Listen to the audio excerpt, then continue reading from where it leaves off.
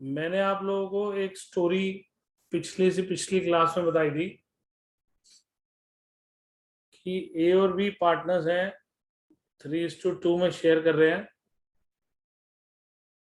सी एक नया पार्टनर है जो उनको ज्वाइन कर रहा है for 1/5 share. C is the new partner, वो उनकी रनिंग फर्म को ज्वाइन कर रहा है। तो सी को क्या क्या लाना पड़ेगा, मैंने बताया था। क्या क्या लाना पड़ेगा?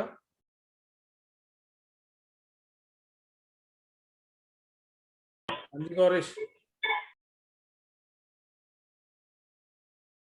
क्या सर, आपकी आवाज नहीं आ रही। मैं कह रहा हूं कि ए और बी की रनिंग फर्म को सी ज्वाइन कर रहा है, तो सी को क्या क्या लाना पड़ेगा? सर, गुडविल और कैपिटल। कैपिटल लानी पड़ेगी और शेयर ऑफ गुडविल लाना पड़ेगा। ठीक है, क्लियर है? Yes sir. और वो इसको किस फॉर्म में लेकर आएगा? सर, कैश या फिर मशीनरी मशीनरी काइंड वगैरह टाइप्स में। हाँ, मतलब पहले तो मान के चलते हैं कि वो ये सब कुछ कैश में लेकर आएगा या चेक से लेकर आएगा, जो भी। तो when new partner brings his share of capital और गुडविल इन कैश, तो उसकी जर्नल एंट्री हमारी रहेगी कैश या bank account debit to C's capital account and to premium for goodwill. Books ने ये नाम रखा हुआ है इसका, प्रीमियम फॉर गुडविल।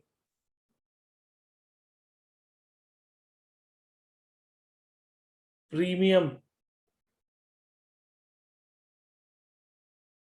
एक तरह से एक्स्ट्रा मनी के लिए यूज किया जाता है, यानी कि वो अपने प्रॉफिट के अंदर हिस्सा क्रिएट करने के लिए एक प्रीमियम पे कर रहा है एग्जिस्टिंग पार्टनर्स को। उस प्रीमियम को शेयर ऑफ गुडविल भी कहते हैं। तो आपकी बुक्स ने नाम दिया हुआ है प्रीमियम फॉर गुडविल, खाली प्रीमियम भी लिख सकते हैं। तो मैं खाली प्रीमियम कर रहा हूं इसको थोड़ी देर के लिए।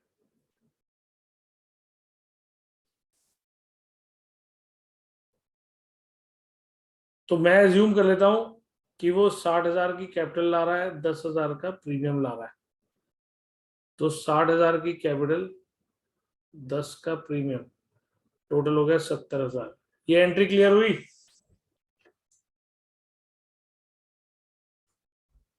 ये एंट्री क्लियर हुई यस सबको? सर। अब यस इस सर। लेजर पोस्टिंग कैसे होगी?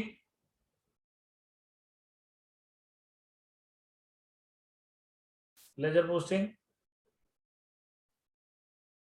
सर, पहले तो कैश अकाउंट की हम लिखेंगे क्रेडिट साइड पे, और क्रेडिट पे लिखेंगे ना। क्या, दोबारा बोलना। सर एक सेकंड। सर, हम ये फर्म का बना रहे हैं ना सर हम। यार बुक्स तो हमेशा फर्म की होती हैं।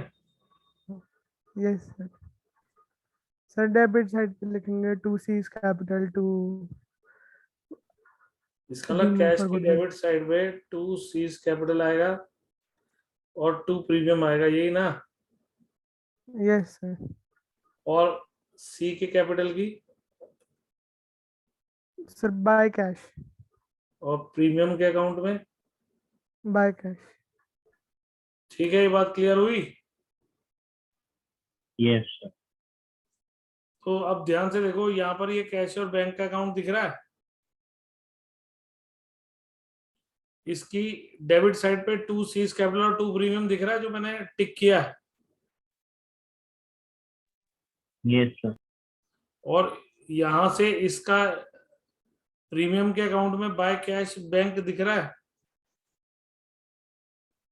ये उसका यस सेकंड सर। इफेक्ट हो गया, जो मैं अभी आपसे पूछ रहा था। और ये जो 2 सीज कैपिटल लिखा है, ये सी के कैपिटल अकाउंट की क्रेडिट साइड पे बाय कैश दिख रहा है। Yes sir. ये जो आपके सामने डायग्रामेटिकली मैंने सब कुछ कर करके दिखा रखा है, इसके अंदर ये जो आपको दिख रहा है, जो मैं रेड से कर रहा हूं,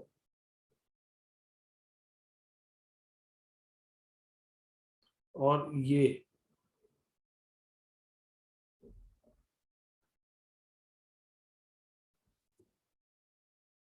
मेरी एंट्री नंबर 1 की पोस्टिंग है, लेजर पोस्टिंग। समझ रहे हो आप? Yes, sir. Yes sir.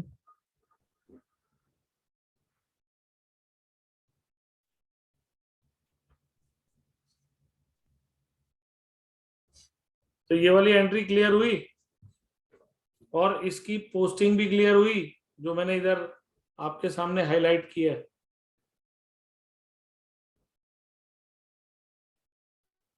Yes, sir. अब मैंने आपसे कहा था वो कैपिटल किसके लिए लाता है? कैपिटल किसके लिए लाता है?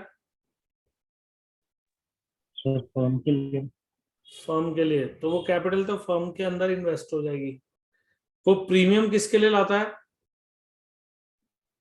पार्टनर्स के लिए। पार्ट सैक्रिफाइसिंग पार्टनर्स के लिए। सेक्रीफाइसिंग पार्टनर्स के लिए। यानी कि अगर किसी पार्टनर ने सेक्रीफाइस नहीं किया है तो उसको नहीं मिलेगा कुछ भी, यही मतलब हुआ ना? Yes, sir. तो जिसने सेक्रीफाइस किया है उसी को मिलेगा। तो ये जो प्रीमियम है, ये हमें अगली एंट्री में डिस्ट्रीब्यूट करना होता है between sacrificing partners in their sacrificing ratio.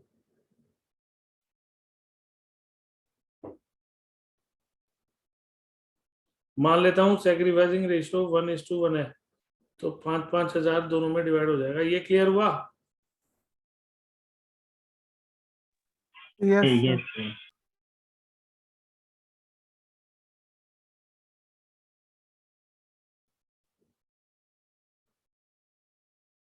Calculate sacrificing ratio first.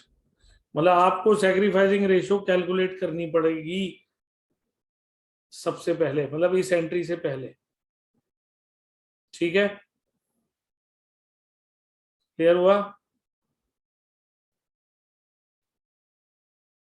तो इस एंट्री की Yes, sir. पोस्टिंग यहाँ पे मैंने कर रखी है। इसकी लेजर पोस्टिंग कैसे होगी गौरीश?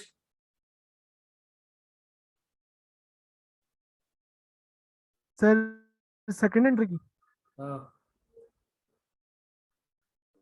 सर प्रीमियम में आएगा 2 A's capital 2 B's capital and A की कैपिटल में आएगा बाय प्रीमियम एंड B की कैपिटल में भी आएगा बाय प्रीमियम। ये जो मैं ब्लू, पार्टनर्स कैपिटल में। ये मैं ब्लू से कर रहा हूँ, ये दिख रहा है आप लोगों को? Yes sir. Yes. ये इस एंट्री नंबर 2 की पोस्टिंग है।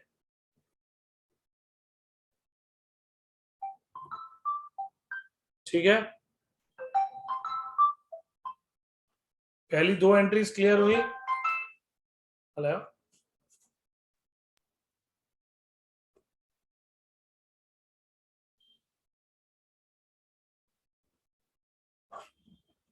ठीक है,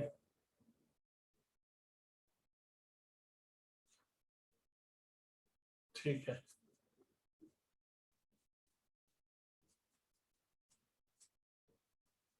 ठीक है।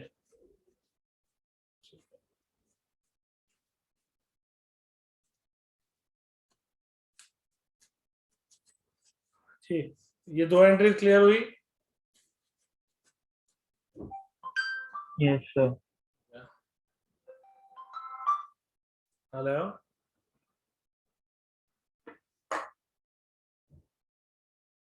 कौन सा वाला? नहीं, मैंने अभी उसमें कुछ नहीं डाला, कुछ नहीं डाला। किसका? लक्षण का है। अभी मैं 10 मिनट में कॉल बैक कर रहा हूँ, मेरा क्लास ले रहा था, वो खत्म करके बात करता हूँ।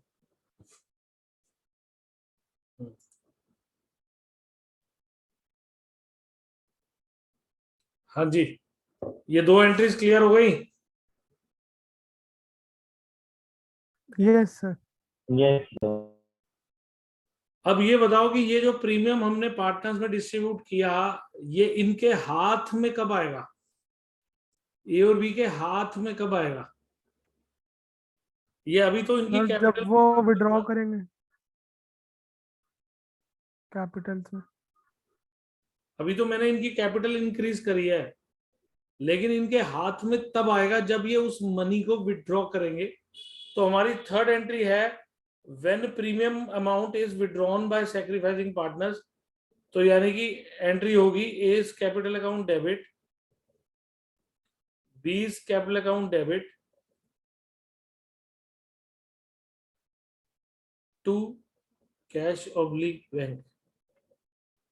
यानी कि उन्होंने अपना पैसा विड्रॉ कर लिया, मतलब जो सी उनके लिए लाया था तो वो उन्होंने बिजनेस से विड्रॉ कर लिया, मतलब पड़ा नहीं रहने दिया फर्म के अंदर, वो मनी उन्होंने विड्रॉ कर ली।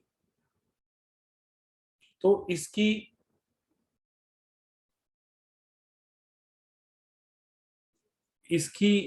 जो पोस्टिंग है वो ये है, जिसको मैं ग्रीन कलर से कर रहा हूं।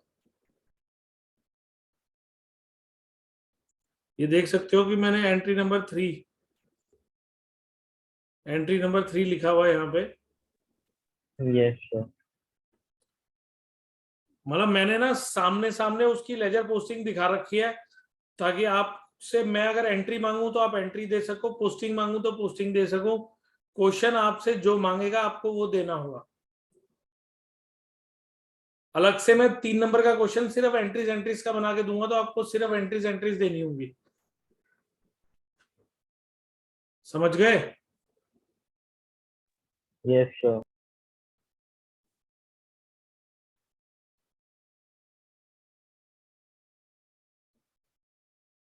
तो ये 3 एंट्रीज क्लियर हुई एकदम। Yes sir. इनकी पोस्टिंग भी क्लियर हो गई। Yes, sir. किसी तरह का डाउट?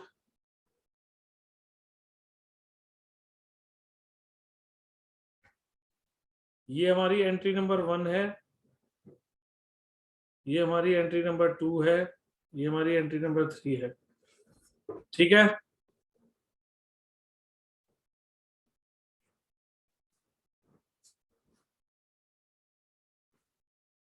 अब जो ये 4th एंट्री है ना, इसकी डिस्कशन मैं अलग से कर रहा हूं। इसमें लिखा है when goodwill exists in old balance sheet. Goodwill exists in old balance sheet, इसका क्या मतलब हुआ?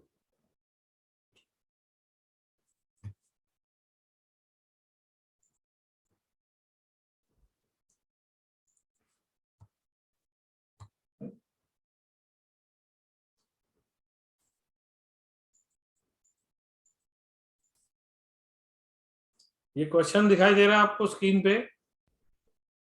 Yes sir.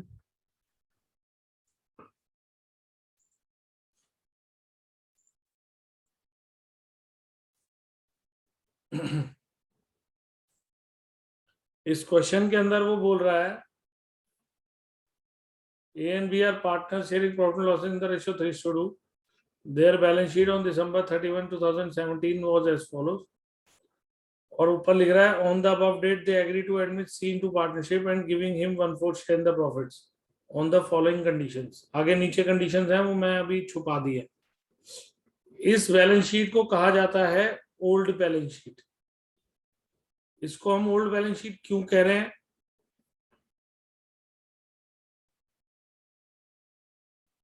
क्यों कह रहे हैं? सर क्योंकि जब सी आएगा तो न्यू बैलेंस शीट बनेगी।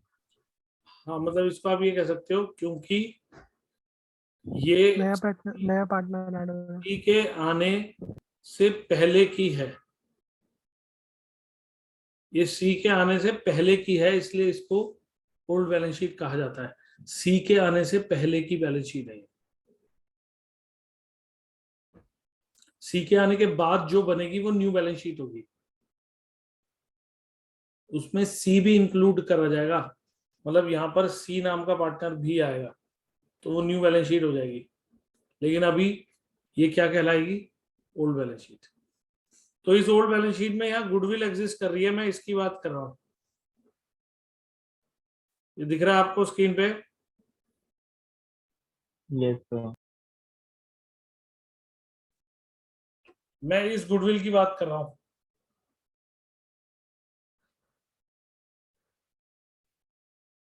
इसका मतलब क्या है?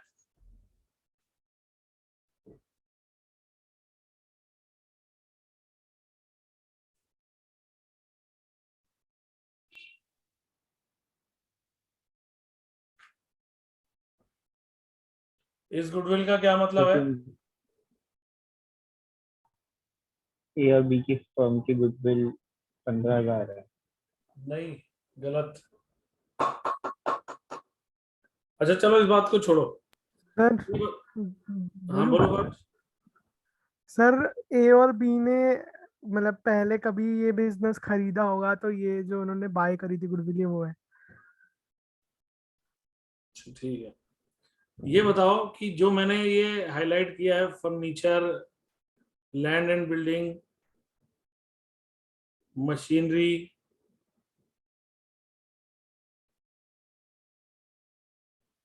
ये इनके अकाउंट यहाँ पे हैं, तो इसका क्या मतलब है? सर ये एसेट्स हैं और ये है। इसका मतलब पास्ट में मैंने जब फर्नीचर खरीदा होगा तो मैंने फर्नीचर टू कैश एंट्री की होगी। तो Yes, sir. फर्नीचर नाम का एक असेट क्रिएट हुआ होगा, कैश माइनस हुआ होगा ना? Yes sir. है? सर हुआ होगा। ऐसे ही लैंड एंड बिल्डिंग खरीदी है तो land and building to cash किया होगा। Yes sir. Yes, ऐसे ही मशीनरी टू कैश किया होगा, मतलब मशीनरी खरीदी है। तो ऐसे अगर यहाँ पे गुडविल है 15,000 रुपए की, तो इसका क्या मतलब है?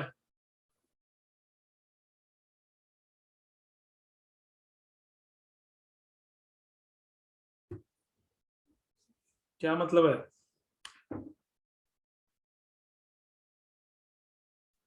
सर हमने गुडविल भी खरीदी है। हाँ, इसका मतलब है हमने गुडविल के लिए कैश में पेमेंट की होगी पास्ट में। जैसे furniture to cash, building to cash, machinery to cash entry है, वैसे गुडविल टू कैश भी हुई होगी। यानी कि हम कभी कभी अपनी गुडविल को के लिए मतलब मनी भी स्पेंड करते हैं। तो बेसिकली हमने गुडविल को खरीदा है बाय पेइंग कैश, तभी वो यहाँ पे एक असेट की तरह दिख रही है। इसको कई टीचर्स बोलते हैं परचेज्ड गुडविल। परचेज्ड गुडविल यानी कि ये वो गुडविल है जो मैंने परचेज किया कभी ना कभी। इसको मैं आगे आने वाले कुछ सालों में थोड़ा थोड़ा करके राइट ऑफ करूंगा। जैसे आपने एक टर्म सुनी होगी 11th में, deferred revenue expenditure. Deferred revenue expenditure, deferred revenue expenditure क्या होते हैं?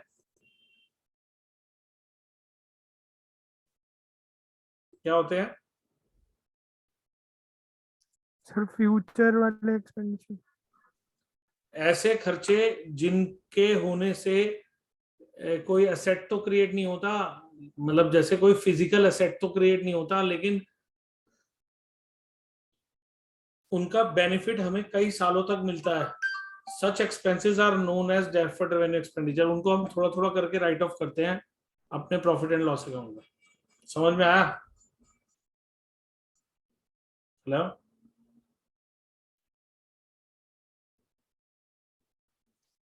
आई बात समझ में?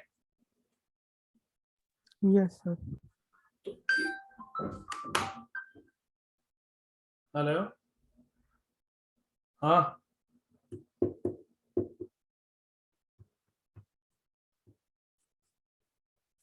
अच्छा,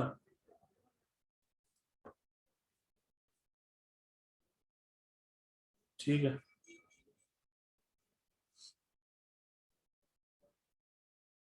हाँ जी, क्या मतलब हुआ इसका, गुडविल का? कि सर जो ये हमने गुडविल खरीदी है वो हमारे को काफी साल तक बेनिफिट देती रहेगी। है कि सर हमने ये गुडविल खरीदी है मतलब और वो हमारे को बेनिफिट देगी तो इस गुडविल जितने का भी हमें साल करना तक। क्या है?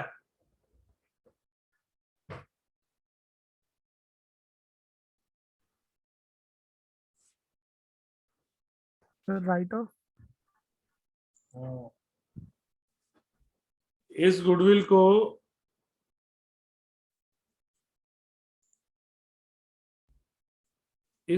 को हम लोगों ने राइट ऑफ करना है। मतलब मैं आपसे कहने की कोशिश ये कर रहा हूं, when goodwill exist in old balance sheet तो हम उसको राइट ऑफ कर देंगे in old partners in old ratio. ये एंट्री होगी जो मैं बना रहा हूं।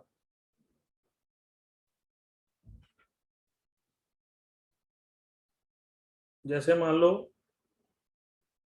25,000 है तो 3:2 की रेशियो में राइट ऑफ हो जाएगी, की ओल्ड रेशियो में हमने राइट ऑफ करनी है, right of in old ratio. अब मेरा सवाल ये है कि इसको राइट ऑफ करने का क्या रीजन है? सर जो गुडविल है वो ए और बी ने मतलब पैसे दे के खरीदी होगी, तो अब जब सी दे रहा है तो ये ए और बी की जो गुडविल है इसका बेनिफिट सी को नहीं होना चाहिए, तो वो ए और बी को नहीं, रिटर्न कर रहे हैं। सी कहेगा, देखो ध्यान से सुनना मेरे वर्ड्स, सी कहेगा कि तुम मेरे से मेरा शेयर ऑफ गुडविल कैश में ले रहे हो, हाँ कि ना? Yes sir. Yes, sir. और मैं तुम्हारे को शेयर ऑफ गुडविल पे कर रहा हूं ना, यस सर। और वो इसीलिए पे कर रहा हूं कि जो तुमने पास्ट में मेहनत की है गुडविल को बनाने में, उसमें मेरा कंट्रीब्यूशन जितना है तुम मुझसे ले रहे हो। तो अगर पुरानी कोई भी गुडविल बैलेंस शीट में एग्जिस्ट करती है तो उसके राइट ऑफ होने से फ्यूचर में नुकसान तो मुझे भी उठाना पड़ेगा, क्योंकि P&L से राइट ऑफ होगी तो नुकसान तो तीनों को होगा ना। यस तो सर। सी कह रहा है कि मेरे आने वाले दिन पे तुम गुडविल को आपस में राइट ऑफ करके खत्म कर दो, मतलब पुराने पार्टनर्स में राइट ऑफ करके उसको खत्म कर दिया जाता है ताकि नए पार्टनर पे उसका कोई इंपैक्ट ना पड़े फ्यूचर में।